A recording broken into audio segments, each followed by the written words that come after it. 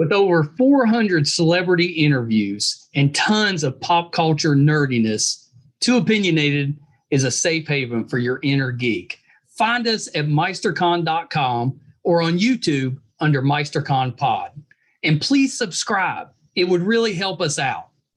Thanks, everybody. Hi, everybody. Welcome to another edition of Too Opinionated. I'm so excited today. I've got actress Lilah Fitzgerald with me. So welcome, Lilah. Hi. See, you're a good interview to finish the day on because you're very bright and happy, and it's motivating. I try to bring the energy. Yeah, that's good. I'm of the fake it till you make it mindset, and I find that just makes life easier. Yeah. No, you're right. That's the way to do it. I tell my kids that all the time. You know, just fake it. At some point, you won't be faking anymore. Exactly. Eventually, the confidence will be real. I always tell a story. My brother, when he graduated college, I couldn't even tell you what his degree was in because he didn't use it. But he went to a computer company and lied about what he knew. He knew nothing, and got the job, and then had to learn, how to be a computer tech, kind of on the fly with that. Well, and I mean that's been 30 years ago, and he's still working in the computer business. So I guess he figured it out. So he did it. He faked it till he made it. There you go. Well, Lilah, thank you so much for coming on the program. We got a little bit to talk about, but yes. let's start here. Tell me a little bit about what got you into the entertainment business. Why did you want to become an actress? I'm going to be fully honest. I just wanted it since I found out it was a possibility. I was 40 years old, begging my mother to let me be an actress. And she, of course, was like, she's a little toddler. She doesn't know what she wants. So she put me off. I wanted to tell stories, and I wanted to entertain people, and I wanted to make people's lives better through showbiz. Yes. So she put me off for a few years. She made a deal that she didn't know was a deal, that I had to do a year of community musical theater first, because I grew up in a small town. And so me too. Yeah, I originally was just like, great deal. I had to wait, I think, 2 years to even be old enough to do the program. But I waited it out. And on the year-end performance, once it was done, I was like, okay, Mom, can I be a real actor now? She'd forgotten all about our deal.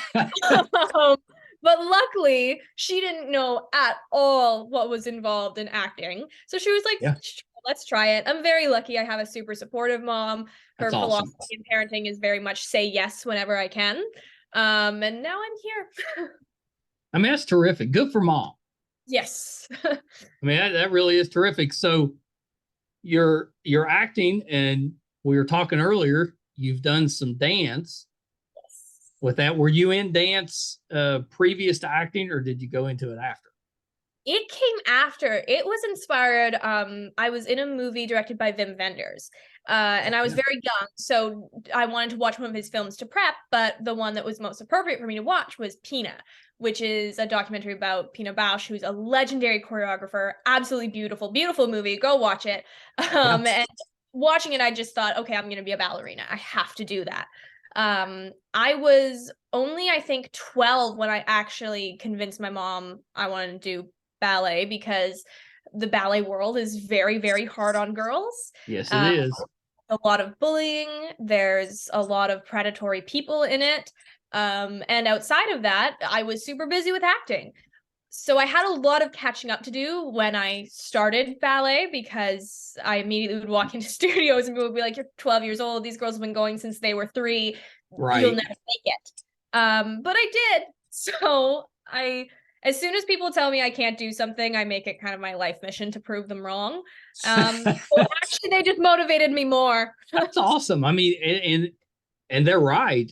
Most my daughter danced, and her daughter dances, and they both started around 3 years old. Yeah, there's a lot of foundational technique that gets built up over the years that I kind of just had a crash course in. But I find when I jump in head first, I work really well under pressure. So it worked out. That's terrific. Yeah, good for you. Good for you. Do you do other artistic things? Do you sing? Do you paint? Anything like that? I sing a little bit. I absolutely love musicals, so I've done some theater training. Also love Nice. to write songs that I treat like my diary. um, and I mean, Monster High, one of the movies I'm in, is a musical, so that's super fun to get to do, Yeah, singing, yeah. acting, dancing. Always used to say I was going to be an actor, singer, dancer. It was one word for me. And then I also write, which is a huge passion of mine. So, I know. Yeah, we got to talk about the book, but I want to yes. talk about Monster High. Um, that has turned into something. Yeah. They just keep coming out with new ones, Yes. which is pretty great. So what's your role on Monster High? So I played Ghoulia. She is a zombie. The most fun part about it is that I get buried alive, and I quite literally was just buried alive in a shallow grave for the movie, which was No. Are you claustrophobic?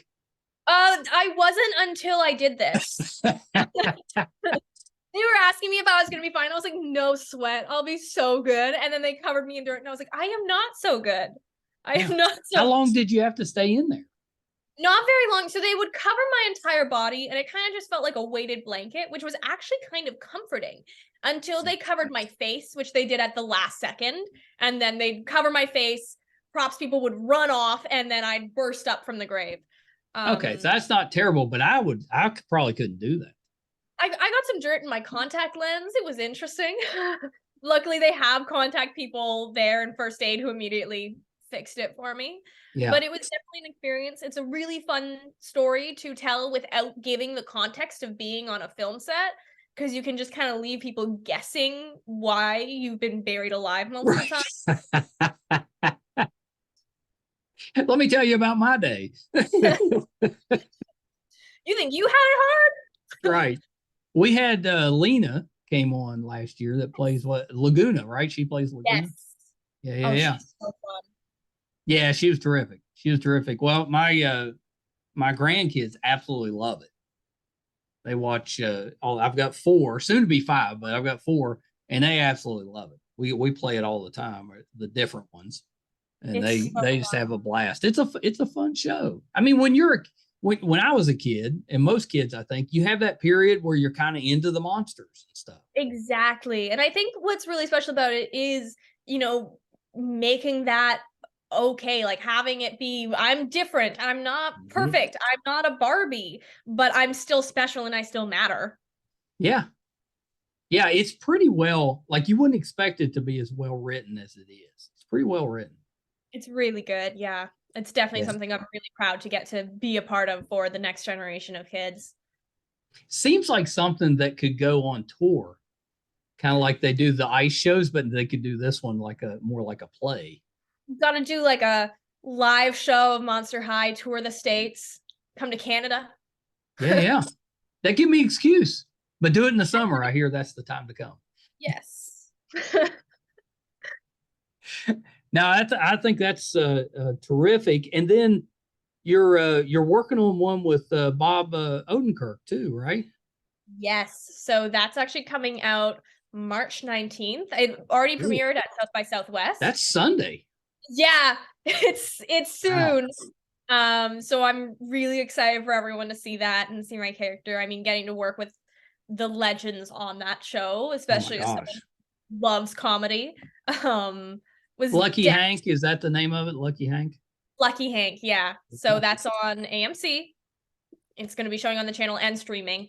And I think everyone's going to love it. It's a very human and grounded show, but it's also just absolutely hilarious. So are you the killer? I can't give anything away. No spoilers. What's your role on the show?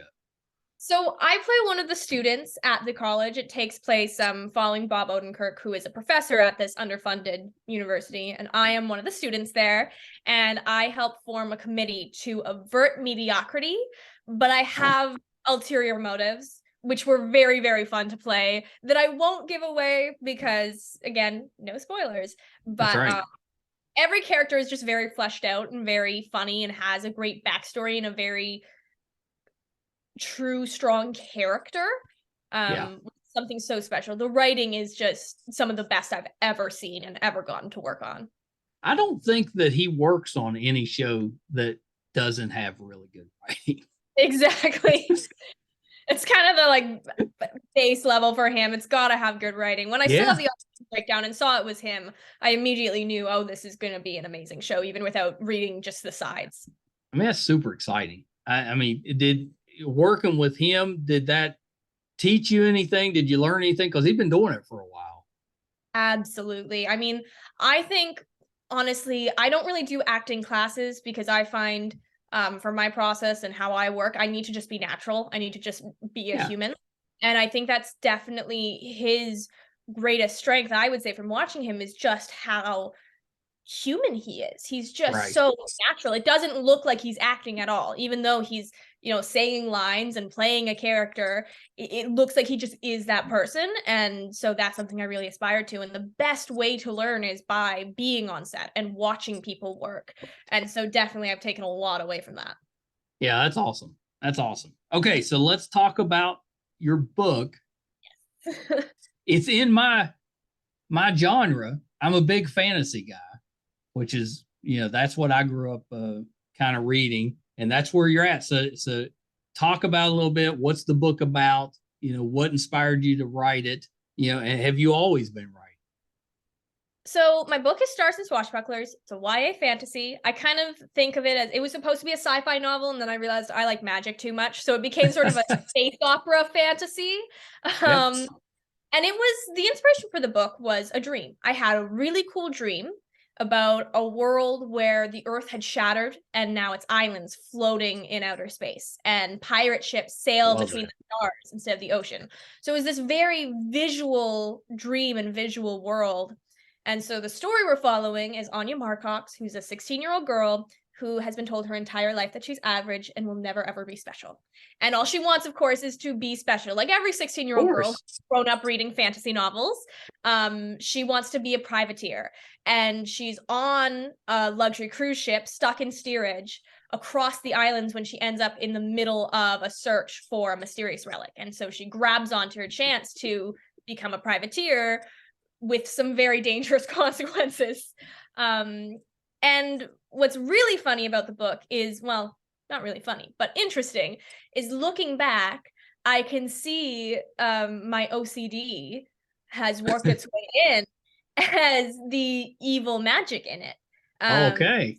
Without me even realizing what I was doing, I was writing, the book I wanted to read that takes mental health and things that girls struggle with and puts it in a fantastical context so that you can, slay dragons instead of having to slay your own brain. Yeah, I actually love that. And good for you. That's actually a really good angle to work with. And you kind of did it unintentionally. It's kind of crazy looking at it and seeing how very real and very much it is magical version of specifically OCD, but mental health as a whole. There's things with, nightmares and stars talking type thing. And it really is like OCD. And one of the lines is, there's a monster in my mind, and there's a lot of OCD checking that works its way in. And yes or no, needing a definite answer is a big thing in OCD. And having that work into my book without even realizing is really special for me, because I always look for books that, show me what I experience and help me work through it. But I like escapism. I like fantasy. If I wanted to read about a girl struggling with OCD, I would just go live my life. Right. So as much as those books are good, I think we need a lot more books that tackle mental health and talk about that in the fantasy genre, especially for teens. Yeah, agreed. And I love the fact that you're taking what is difficult. It's a difficulty, we call it a challenge that you have, but you're putting a positive spin on it. Exactly. You're like using it for good. I'm gonna make it work for me. If I have to be stuck with it, I'm gonna make it stuck with me. Yeah, I think that's terrific. So in your case with OCD, what's something that you do that you For would say is because of the OCD? a big thing for me is my OCD is very different than what society thinks of OCD. A lot of people say Okay. OCD, like, I've got to wash my hands. I've got to, Right. make sure my stove is off. And while that does play into it, a lot of it is actually existentialism. Like, why are we here? And not being able to move on from that. We have those Yeah. questions and we have the perfectionism aspect, which is really hard for me in the careers I'm in with acting and dancing and Yeah. writing, very detrimental. And so there's a level of balance in OCD that it can make you a better performer and better, but it can also really hold you back. And so my OCD is very invisible. And that's what I think OCD needs more representation of, because it's thought of as being a neat freak. Oh, I have to have my pens in order. Oh, I have to have it color coded. But Right. it's really, getting stuck in thought spirals, which is what John Green in Turtles All the Way Down calls it. And that's a book that it was wildly inspirational for me, because I'd never read a book that had a main character dealing with the things I dealt Right. with. And those thought spirals of not being able to have a thought, let it pass through your brain and move on. And I think some people with OCD also don't realize, like, wait, normal people don't feel like this. They don't have an anxiety attack just because they get caught on one thought of, wait, what am I doing here? Right. Yeah, and I think that's a really good job of explaining it. How do you get that balance? Because obviously you use it to your advantage, or you wouldn't be able to do the things that you're doing. But how do you prevent it from kind of taking you over the edge, let's say, to a negative side? I mean, I'm gonna be honest, like everyone, sometimes it does take me over the edge. But Yes. something that really helps is writing was actually a huge help for me. I started writing Stars and Swashbucklers when I wasn't in a great headspace, and it was an escape. I wanted to go back to the dream because I didn't like real life. I Yeah. didn't like the pressures. I didn't like, I never felt like I was good enough. And so in this world that I was magical. I could slay dragons. I could sail between the stars. And so I've always escaped into books growing up. And so I figured, why don't I escape into one of my own creation? So now writing for me is a balancing, and it keeps me grounded in myself and a little bit away from how harsh reality can be. And the other thing that's really helpful for me is physical activity. So I do a lot of dance also, and I run. I find if I act like I'm physically running away from my problems, it makes my brain think that I have run away from them. I love that. So Yeah. when you were doing like the cover for the book, did you use yourself as the model? I didn't. I have a wonderful cover designer who put up with all of my many, actually, can we do this? Actually, can we do this? Actually, this. And I was going to have inside the book a map illustration of the cruise ship that she sails on. But when we saw what the illustrator had created, me and my publisher were immediately like, oh, that's the cover of the book. So we went back to my cover designer, Mark Hobbs, and said, hey, Mark, one last time, can you use this? And he did an absolutely beautiful rendition. So it looks almost like a drawing straight out of Anya's star journal, where she draws plans for airships and charts of the stars. And so it actually looks like the cover is pages in her journal. Oh, that's terrific. Yeah. Wow. Yeah. So once you wrote it, once you got it finished, which is an accomplishment, by itself, just to finish it, what then? How did you get it, published or turned into a book? What was your steps there? It took years. I finished it when I was, I think, almost 16, and I'm 19 now. So I spent, and fun fact, it was actually, I think, 700 or 800 pages long. And it's a good size book. It's a good size book, but it's too long for a debut YA novel. So I finished it. Then, I looked at the beginning of the book and looked how my writing had changed over the course of the book and become better. So I did a second draft, and then I did a third draft. And then I was like, okay, I think I can try querying this now. So I queried it, got nothing back. Did a few more drafts, spiced up the beginning a bit, sent it out again, and got feedback saying, oh, this seems like you've got a great story here, but this is too long. It's not marketable. No one's going to take this. So that feedback was really great, because I was able to look at the manuscript I had and realize, oh, this is actually 2 books in one. So I Mhm. had to move some things around, but it made it much better in the end. So now I also have book 2 already written, which is very helpful. Well, So are I you planning on like a trilogy, or is it going to be like an ongoing series? it's going to be a 7-book series. Oh my gosh, that's Because very there's ambitious. Yes, it's set in that world that I have, and I call it the broken world. And really what I'm going to be doing with every series is chronicling the history of that broken world in Yeah. reverse. So the Last Montmorency Saga will be the first series that I write set in the world, but technically, chronologically, it'll be the last series that comes out. Oh, I love that. It's an interesting way to do it. So you'll see hints and tidbits in the book talking about, the Civil War and a rebellion that happened. And I'm going to be writing books about that. Well, how quickly does it need to be adapted so that you can star in? Hopefully very fast. I'm really hoping we get this ball rolling, especially because it's such a long process. Mm-hmm. So as soon as I get that first book out, I'm very, very lucky that my publisher allowed me to keep my film rights for it. That was something that was really important to me as someone in the film industry and Yeah. a fan of the genre who has seen how badly film adaptations can go. That's right. I still own the rights, so I can do whatever I want with it once the book's out. That's awesome. Yeah, good for you. Did you have a favorite fantasy series growing up?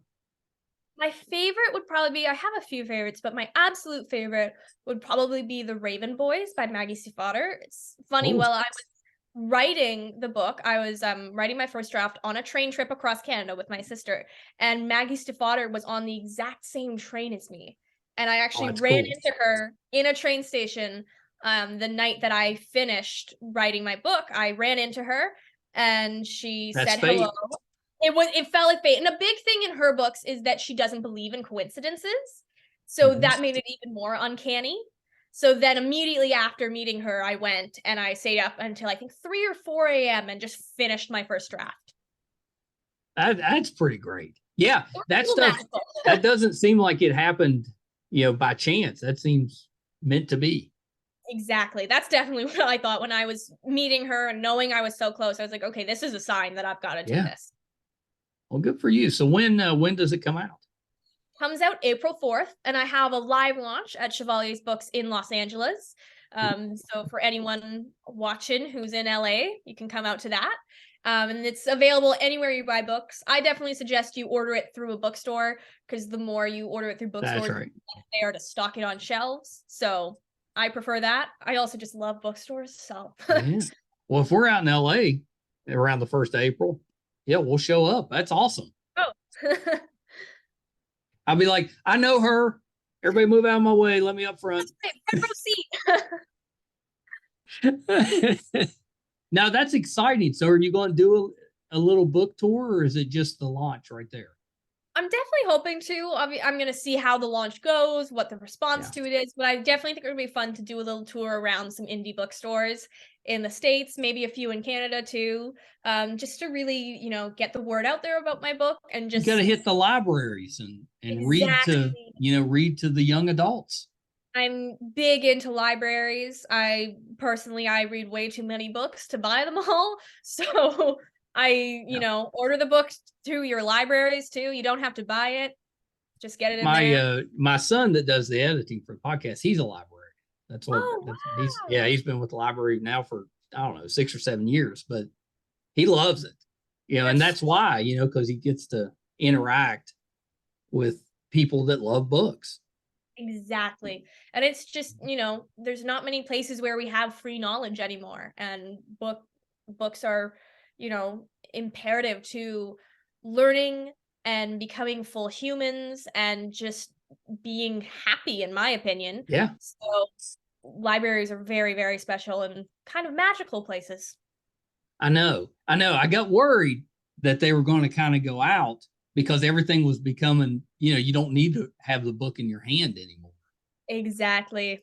But there's enough of us out there that just love the tactile. I need a physical copy. I need a real book in my hands. I think it's Are you going to do a comic book adaptation? I mean, I would definitely love to. I'm gonna be very honest, I'm terrible at drawing. So it definitely wouldn't be me doing the art, but I love when people do comic book adaptations of their Yeah. creations. I think it just brings it into a, as many mediums as stories can be told in, we need to tell them. Yeah, agree. So loved you on The Returned. That was a fun little a little Yeah. show. And then you had an appearance on the 100 too. Yes. Yeah. Yeah. The 100, when I started, this has been back when it first came out, I started running on a treadmill trying to get in shape. And I loved the theme song for the 100. So that was my running show. That's smart. Yeah. So I saw you on there, but I saw it on a treadmill. I was running on a treadmill. There you go. It's a good way to get yourself running, though, to have like a show you watch while you do it. But yeah, that was a really fun one to work on, especially as a kid who loves fantasy and sci-fi. Getting to walk in those spaceships was Yeah. very, very Pretty fun. cool. Well, and that, I mean, good grief, what a cast. Oh, wow. And so nice, too. Everyone on there Yeah. was so nice. Yeah, that was such a great show, and it held up. It lasted several seasons, and it was pretty good quality the whole way through. Oh, yeah. I mean, I'm a fan of it. Yeah, I it was terrific. started watching it a few years after I was on it because I was a little young to start when I was first on it. Yeah. And then I was like, wow, I got to be on this show? That's crazy. Well, am I wrong, or were you on Supernatural when you were pretty young? I was also on Supernatural when I was young. It was Yeah. very fun. At that time, I didn't know anything about the show because, again, I was very young, way too, and active imagination, way too young to watch that. I even started watching it when I was around 13, 14, and I had to stop because I got too scared. Yeah, it can be scary at times. It can, especially when you're already, imagination. You're like, the spiders are gonna come out of my shower head. That's not a real fear. I'm gonna stop watching this show. But it's just the thing that makes that show so special is the cast and the acting and how they work together. So Yeah. getting the chance to be on that, and then later having gone back and watched it as a bit older, able to see it, it's another one of those shows that's like, wow, I didn't know just how lucky I was. Yeah, that was a good show. And it's impressive the amount of work you've done, especially when you add in a novel, and you're just 19. Yeah. I'm lucky to school, and I like to keep busy. So, I've always been a hard worker, and when I set my mind to something, I don't stop until I get it. I mean, at this rate, you could probably retire at like 23. Well, we'll see. I think I like my work too much to ever maybe retire. 25. Maybe 25. Give me a few more years. If when you finish this 7-book saga that you're writing, do you have plans to write other books, and are they going to be in the same genre, or do you have ideas for like a something different? Probably the same genre. Yeah.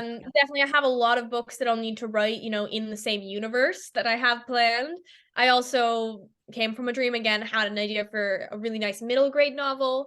I definitely like, maybe I'll foray into adult writing, but for me, something that's really important to me is helping youth, even though, I am a teen, but helping teens who are struggling and helping people with mental health and all of that stuff is really important to me because kids, they are the future, and being teens and being, tweens, it's a really, really hard age because That's right.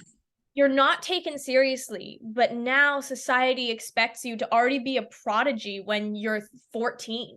And if you're not, it's considered that your whole life and career is down the drain. If you haven't, you've already failed, and you're exactly, especially in entertainment. If you haven't made it and been a blow-up star by the time you're 15, it's considered, you can keep trying, but who knows? And I think it's way too much pressure to put on kids, if they're not already scoring, aptitude tests that put them as like, oh, you'll be a Harvard engineer. They're considered not worth it, and that's way too much pressure to put on kids. That's a lot of pressure. They get to adulthood and they suddenly realize, wait, I wasn't a kid. And so that's I've definitely tried to balance, and I'm lucky that my mom has helped me balance that with, being an actor and doing so much at a young age to still have fun and enjoy life. And I think, the pressure of society and bullying and all of that gets down on kids is something that, sometimes you need an escape from, and books are the best way to escape. Yeah, agree. 100%. 100%. I love that you're giving back and you're trying to kind of pay it forward a little bit.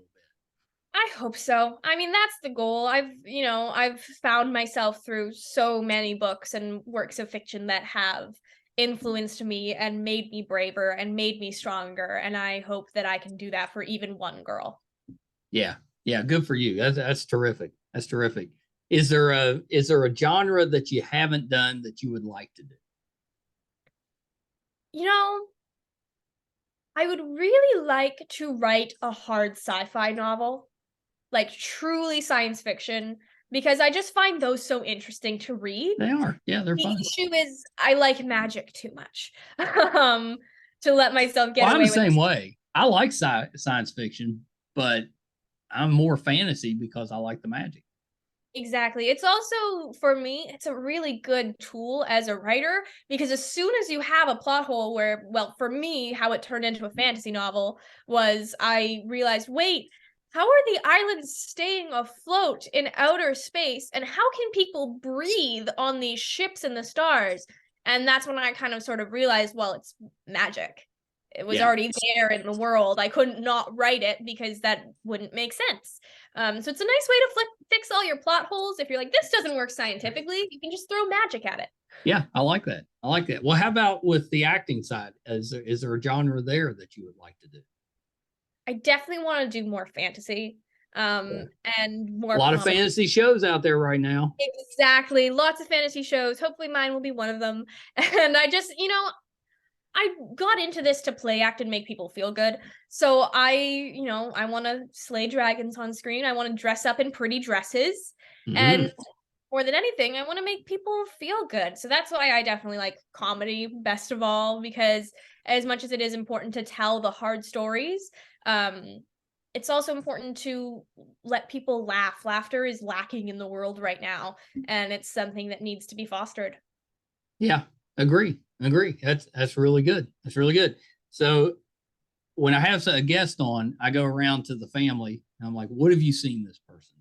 Ooh. Most of the time, nothing.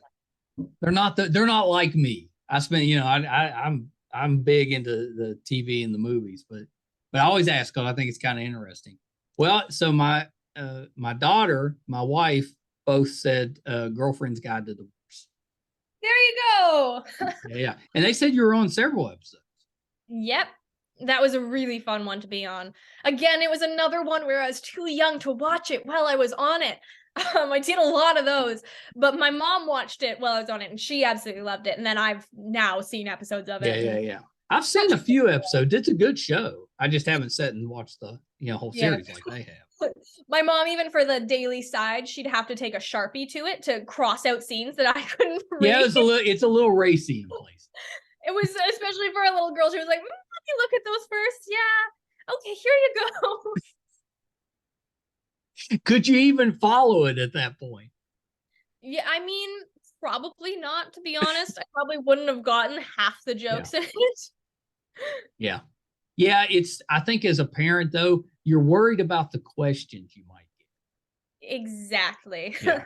Because then you got to try to explain it before you're ready. Yeah. There were many auditions and shows where my mom had to screen everything first and be like, okay, now you can look at the sides. If you weren't acting or writing, what would you be doing? I'd probably be a ballerina. Yeah. Or a full-time sailing coach. I love sailing. I started sailing because that's interesting. You sail? Well, I started it as research for my book because so much of it takes place on ships and pirate ships, and I absolutely hated it because I was terrible at it. And I told my mom, I was like, I'm quitting. I'm not doing this. And she made me do one more session, and that's when everything clicked. Because the weird thing with sailing is now I'm a coach for sailing myself now. I went to my province's summer games. That's amazing. I've done all the things because I love it now. And the hard part about sailing, especially as a coach, is you teach everyone the fundamentals, and you basically have to tell them pretty much all the basics of sailing boat. Like, here's how you steal, here's how you do the sails, all of these things, way too much information. You put them in a boat and you throw them out to the ocean and you hope they do okay. Because the only way to learn sailing is to do it. You can't teach it on land. You have to let people muddle about in a boat. And there's a point. That's scary though. It's scary. There's a point for everyone where it clicks. And so that's what I always tell people in my classes. I'm like, it will make sense. It doesn't right now, but it will make sense. And there's always a point where it clicks. And luckily it clicked for me. And I suddenly realized, wait, this is so fun. I feel like a pirate. How did you even know where to go to learn how to sail? I lived by the beach actually when I was starting sailing. So I had a sailing club right down the street from me, and I would always see the boats out on the water and think, oh, that looks fun. That looks nice. And then I tried the session, got roped into joining the race team. Then everyone on the race team was becoming coaches, so I became a coach. And here I am. That's awesome. That's a fun side gig.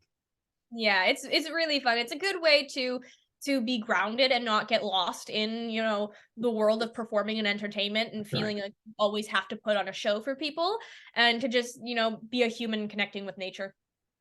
Yeah, I love that. And I love the ocean. So that's pretty great too. Fun fact, I'm terrified of ocean creatures. Me too. I love whales. Whales are my favorite thing in the entire world. Outside of whales, everything in the ocean is absolutely terrifying. One of the first lessons, are there whales in your book? There will be. There isn't in the first book, but an interesting thing that I take on in the series is that sea creatures are now between the stars. So, you'll see sirens, but they're not going to be in the ocean. They're going to be in the stars. And, you'll have a whale swimming past the boat, but they'll be swimming through the stars and probably made up of stardust instead of flesh and bone. See, I think that's pretty neat. What about lighthouses? Do they have lighthouses up there? They don't yet. They might. The thing is, it's very featured on the stars and star magic and stuff, so they kind of give you all the light you need. Yeah, that's true. I guess that's true. You got plenty. But I think that's neat, having everything kind of swimming through through space, basically. Exactly. Yeah, I'm kind of taking, nautical imagery and putting it out into outer space, which is a very weird blend to kind of configure in my mind and on the page, and make sure it took a lot of time to make sure it comes across right. But I finally found the perfect blend of, outer space sci-fi with a magical ocean faring world. Yeah, I love it. I think it's such a terrific idea. Did you dedicate the book to anybody? It's dedicated to average girls everywhere, because the big important thing for me, the inspiration came from a dream. The inspiration now is to, help girls find themselves, and specifically help girls who shouldn't be the main character in the story. That's a real big thing I have with Anya, our main character, is technically she's not really a great main character. She cries a lot. She doesn't feel brave. She's not great at everything. But she does have her talents and her strengths. And she is kind of just an average girl. But there are no average girls. There's nothing about a person that is truly average. Everyone has magic in them. And especially teen girls are so brought down by the world. And there's so much pressure and so much hatred and bullying and perfectionism that's poured onto them, that really they're made to feel average even if they're extraordinary. Yeah, that's terrific. Yeah, I think that's a great way to look at it. I love that you haven't just written a book, which is a great accomplishment, but you've written a book that actually may help other people and entertain. Hopefully.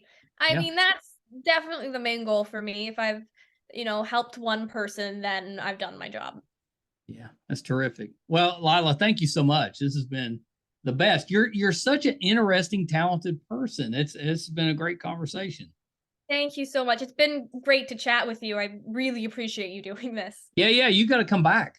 Absolutely. We got to talk more about the book and whatever your next project's coming up, which reminds me, do you have anything else upcoming that we can kind of keep an eye out? Well, Monster High 2 will be coming out this year. We finished filming in February, so that'll be interesting. You can watch my episodes of Lucky Hank, and that's a lot. That's a lot. And book 2 will hopefully if I play my cards right and I get my edits done fast enough, it'll hopefully come out about 6 months after the first book. Ooh, just in time for Christmas. No promises, but I want to keep the ball rolling, and it's already in pretty good shape because I was able to just cut the book in half. So to keep the buzz going forward, I'm hoping to have that out within 6 months. That's ambitious, but awesome. That's good for you. I would be like, well, maybe we'll put it out next year because that'll give me time to write the third one. Well, actually, the third one is already half written too. I do a lot of writing. Yeah, it sounds like, I don't know where you find all the time. Well, the first book I wrote in secret because I find as soon as I tell a story, it doesn't need to be told anymore. So I didn't want the dream in the book to go away. So I wrote most of it at night under the covers so my sister wouldn't see me doing it. Did you put her in the book somewhere or somebody based on her? The main character does have an older sister. And well, at first it started, I was okay, there's my older sister. Really now each character holds a piece of myself. Which is interesting to see that no character really is, as much as it is first person POV, you know, Anya no longer is Lilah. And there's pieces of me in every single character in there. I can see, oh, there's my perfectionism. There's my, you know, feeling like I'm average, but there's my need to save everybody. There's all of that. Yeah, that's terrific. That's terrific. So last thing, Lilah, before we wrap up, where can we find you on social media? Where can we find the book? So my social media is Lilah Fitzgerald on every platform. I'm very lucky I got that handle. It's just my full name. I know. Good for you, because that's not easy. It's not. I was lucky. As soon as kind of, you know, I started in the industry, I immediately just got my name everywhere. Yeah. And I post a teaser for my book on Instagram every Tuesday, so you can see little snippets of it. Awesome. I'll be ramping up the teasers as we get closer to the date. And you can pre-order the book on anywhere you buy books, really. So it's on Amazon. Like I said earlier, I always suggest that you order it through Barnes & Noble or Indigo or local indie bookstores. Yeah. Ask your libraries to get it in, because then you don't have to pay for it. I know one that's going to get it in. Perfect. So really, you can go anywhere. You can find the book. It's out April 4th. Pre-order. You can get it as an ebook or a physical book. It's wherever you like to shop for books. That's awesome. Well, congratulations. It's hard enough to get one thing out, and now you've got a book, a show, another one coming. I mean, you're so busy. I'm lucky. You might as well podcast. I mean, if I have the time, I'll add that in too. I think you could do a pretty good podcast. I could try. I like to entertain. Yeah. Well, I just think you'd have a lot to talk about. I think that'd be good. Thank you. Just throwing that out there, you know, because you need something else. Exactly. Add more to the roster. All right, Lilah, hold on one second. Lilah Fitzgerald. Oh, wow. That's a very busy young lady, and obviously extremely talented. I was telling her offline, it's, you know, everybody wants to write a book. A lot of people try to write a book, but very few actually get one finished, let alone published. That's impressive. And she's such a good actress. I'm guessing that even though she started ballet at 12, she's probably really good at dance as well. Make sure to support her. You know, she's doing it for the right reasons. She's trying to put something out there to help other people. So definitely make sure you support her. The novel is called Stars and Swashbucklers, which just sounds like a great, fun read. It comes out April the 4th. The show, Lucky Hank, comes out this weekend, Sunday, I think. So definitely check that out. She plays Ava. And then Monster High, the movie sequel, will be out later in the year, and I know that it'll be really good too. The previous installments have been terrific, so definitely keep an eye out for that. That was a blast for me. Really enjoyed that. If you're finding us for the first time and you enjoyed it as well, you'd like to see more or listen to more, we could definitely use your support. And there's a couple easy ways to do it, and they're free. If you prefer to watch, it's YouTube, MeisterCon Pod. Just please subscribe. Just hit that subscribe button. Really does help us out. If you're listening, just wherever you listen to your podcast at, whatever application you're using, just subscribe there. That'll help us as well. You can find all 550 episodes, audio and video, on our website, meistercon.com. If we're doing anything in studio, like watching Lucky Hank or Monster High, that'll be on the website. If we're going on location, if we're covering a convention, whatever we have going on, that'll be on the website, meistercon.com. So definitely check us out there. Thank you guys so much. Until next time. Bye, everybody.